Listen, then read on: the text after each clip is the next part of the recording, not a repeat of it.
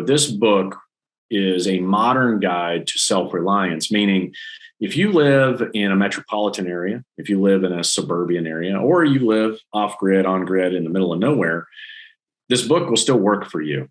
It allows you to dip your toe, or you can just do the full jump right into it with how we put it together. And like all my books, it's 100% illustrated, taking you step by step on how to be your own and fill in the blank, right? So chapter 1 is be your own builder, right? And it gives you the basics on how to build a home. And once you understand how to build a home, then it is really easy to do everything else after that to that home. And then number 2 would be your own farmer, right? The basics of growing, whether it's an herb garden on your windowsill, a vertical garden in the corner of your apartment, or you've got some land, a quarter acre, maybe an acre. Now you can really sustain you and your family, right? And it kind of shows you step by step the basics, the easiest things to grow during all the different seasons, and giving you just what you need to know, not all the rest of that other rhetoric and garbage just to fill up pages. 3 is be your own power grid, right? We have this fear. I mean, imagine if the power did go out, like we here in Texas, we had that, right? Yeah, the entire Texas grid went down last year. And that was just because of a little bit of ice, right?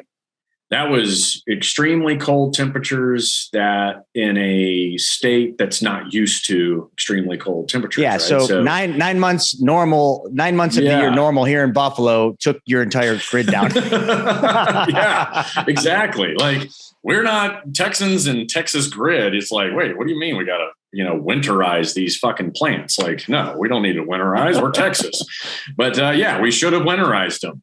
But the beauty of the book is it allows you to be your own power grid. So we get into something like geothermal, which I think is without a doubt the most underutilized, coolest way to keep your house warm and cold. It's incredible. And it's, you basically, no matter where you are on the globe, if you dig 6 feet down, no matter where you are, it's always 50 degrees, right? 50 degrees, 6 feet down.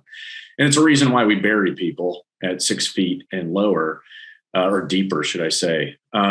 So also the reason why nature and animals all know that if it's too cold for them to survive, they just dig holes.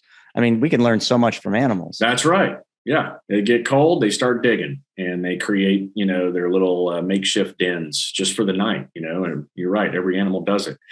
But now if you take that concept with some PVC piping that you can get at your local store or Lowe's or a Home Depot, based on the square footage of your home, will determine how much PVC you need. And you'll basically create a PVC grid, right?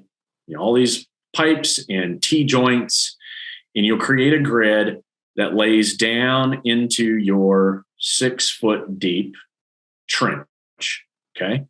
There'll be an input on one end, output on the other. You can buy off Amazon these little $20 solar powered fans. And those fans you can buy in different sizes that match the diameter of the PVC pipe that you're using. So you have one on one end, one on the other. Okay. One that's going to draw in, let's say you're in New Mexico. One end is going to draw in the 120 degree air, and it's going to force it down into your grid of PVC pipe that's 6 feet down. And in that time, it's going to reduce the temperature of the 120 to probably half that. And then you're going to have that other fan pulling the air through and into your home. And so you could have it go from 120 outside, and in the time it passes through the grid down at that depth and into your home, it'll be probably, it won't be a full 50 degrees. It's probably going to be more like 65 degrees of cool air for free, right? You got to put some little bit of upfront cost, but geothermal is super cool and underutilized. And I think it's just because most people don't know about it, But we get into solar, we get into wind. hydro. There's so many different ways. And ideally, you can implement all of them into one property and you'll be good to go all year round, no matter what.